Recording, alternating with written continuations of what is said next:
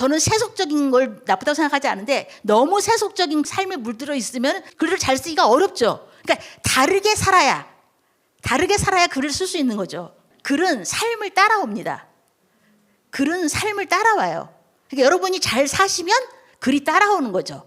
그 홍석경 선생님이 라면 가게도 하고 그랬잖아요. 라면 가게도 하고 방북도 하고 감옥도 갔다 오고 뭐 인생이 이제 파란만장 하잖아요. 그때 뭐라고 하셨냐면 글을 잘 쓰려면 그냥 열심히 살으라는 거야. 삶을 치열하게 살면 문학이라는 애가 자기를 따라온대. 문학이 내 뒤에서 저 여기 있어요 이러고 저절로 따라온다는 거예요. 그러니까 삶을 열심히 살면 되지 글하고 삶을 분리해가지고 글을 뭔가 잘 쓰기 위해서 뭘 어떻게 한다는 거 그거는 아니라는 거죠. 몸으로 글쓰기를 한다고 했을 때 자기가 사는 대로 그 사람의 글이 나오는 거죠. 근데 저번에 말씀드렸듯이 문제는 그거를 독자들이 판별을 해야 되는 거예요. 이 사람이 생각하는 대로 쓴 건지 아니면 사는 대로 쓴 건지를 독자가 판단해야 되는데 그렇지 않으면 이제 아닌 사람이 막 독자들이 막 열광하고 그러면 이제 그 사회가 아니게 된다는 게 뭔지 모르겠지만 무슨 말인지 아시겠죠?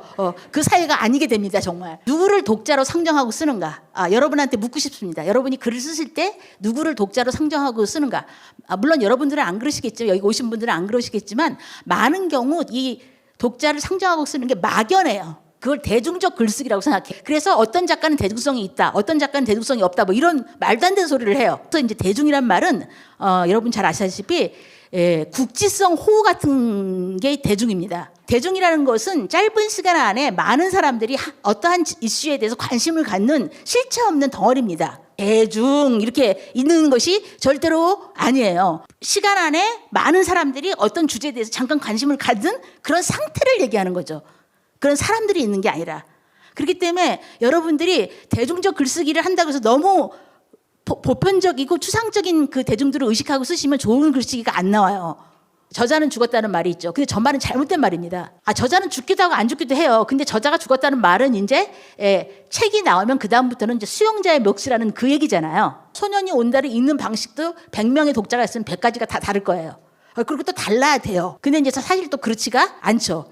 책을 읽거나 글을 읽고 자기만의 독후감을 쓰지 못하면 하나만한 얘기가 된다는 거죠. 저의 첫 번째 정체성은 독자예요. 안목 있는 독자. 좋은 책을 읽고 좋은 서평이나 독후감을 쓸 때 보람과 행복함을 느껴요. 많은 사람들이 독자로서의 정체성은 갖지 않고 다 저자로서의 정체성만 갖는 거예요. 그게 이제 저는 좀 우려스럽다는 얘기죠. 독서의 정의, 텍스트가 내 몸을 통과하는 것. 이건 뭐 영화도 마찬가지인데요. 독서의 정의는 텍스트가 내 몸을 통과하는데 그 과정이 심각할 수도 있어서 감동과 엄청나게 변화를 일으켜요. 그래서 내가 어떤 책을 읽고 인생을 바꿔. 그런 책들 여러분 있으세요?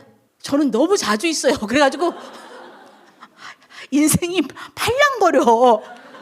좀 문제가 있어요. 다독보다는 어떤 책을 어떤 방식으로 읽을 것인가가 중요하다고 생각해요. 책 리스트가 중요한 거죠. 많이 읽는 것보다. 그 다음에 빨리 읽기보다 정확하게 읽고 이후 응용이 중요하다. 다학제적인 글 있죠. 다학제적인 글을 읽고 그 다음에 그것이 확대되거나 아니면 그 책에서 응용될 수 있는 그런 책을 읽는 것이 저는 좋다고 생각합니다. 그러니까 여러분 스스로가 어느 정도 책을 읽은 다음에 감시관을 가져야 되겠죠. 감시관을 빨리 획득하기 위해서 사람들한테 물어보죠. 선생님 추천도서 알려주세요 이렇게 물어보는데 근데 사실 그 추천도서는 그 사람만의 그 추천도서이기 때문에 내가 끌리거나 나의 경험에서 사로잡는 거기를 찾아야 되는 거죠. 습득은 득한다는 얘기인데 득하는 게 아니라 머릿속에 자기 인식의 지도를 그려야 된다는 거예요. 배치를 한다는 거죠. 여러분이 새로 읽은 책을 축적을 하는 게 아니라 배치. 그래서 진부한 커리큘럼을 지향하고 본인의 최대 관심사에서 범위를 확장하는 방식으로 방사, 사방으로 뻗어나간다. 이게 이제 제가 책을 읽는 방식입니다. 최대 관심사. 본인 개인의 최대 관심사. 나의 가장 최대 관심사 우울증이야. 나의 가장 최대 관심사 엄마하고 모녀 관계야.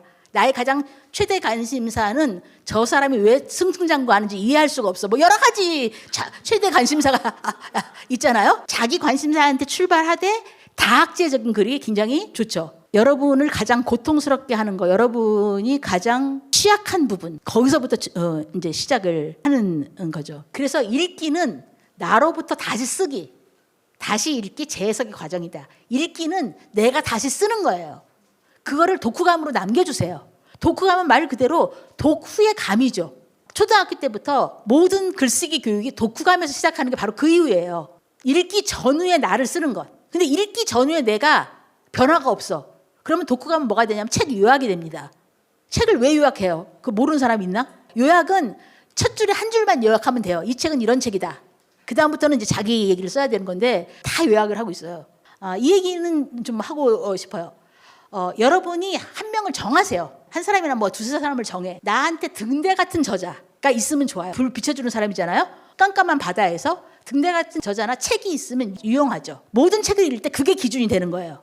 그런 면에서는 저는 제가 되게 행운아라고 생각해요. 그런 책을 제가 일찍 발견하고 그 책에 맞게 제가 독서 세계를 구축했다는 게 굉장히 운이 좋았다고 생각을 해요. 단순한 경험의 나열은 사연팔이가 될 수 있다고 하셨는데 사연팔이가 되지 않는 글을 쓰기 위한 방법을 조금만 더 구체적으로 설명해 주세요. 그게 별로 어렵지 않아요. 누구나 다 사연이 있잖아요. 네, 사연이 있는데 거기에 해석이 들어가야 되는 거죠. 메이라는 그 친구의 아프다는 것에 관하여를 스크린에 올렸는데 아픔에 대해서 소통할 수 없음과 아픔에 대해서 수많은 고통의 전문가들이 한 말, 아픔에 대해서 공부를 한 거지 사연을 얘기한 건 아니에요. 아픔이나 고통이나 장애에 대한 책들은 말씀드렸다시피 대부분 극복서사나 아니면 내가 얼마나 아팠는가에 대한 하소연이거든요. 문제는 아픔은 소통이 안 되기 때문에 소통 불가능한 영역이기 때문에 몸이 다르기 때문에 배울 수 있는 것이 무엇인가를 우리가 고민해야 되는 것이지 문제는 해석과 공부에 있다는 겁니다. 그리고 그 메이라는 작가가 그렇게 쓸 수 있었던 것은 그 친구가 고통에 관한 책을 여러 권 번역을 했어요. 번역을 하게 되면 저자의 머릿속에 두세 번 들어갔다 나오잖아요. 공부가 머릿속에서 굉장히 많이 된 거죠. 공부가 많이 되면 자기 경험은 상대화 되는 거죠.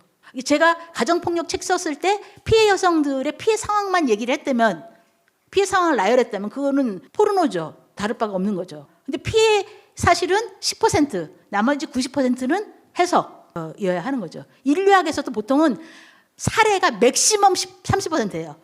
30%도 많아. 그 맥시멈이고 10%가 자기가 보고 들은 얘기고 나머지 90%는 그거에 대한 자기 공부를 쓰는 거죠.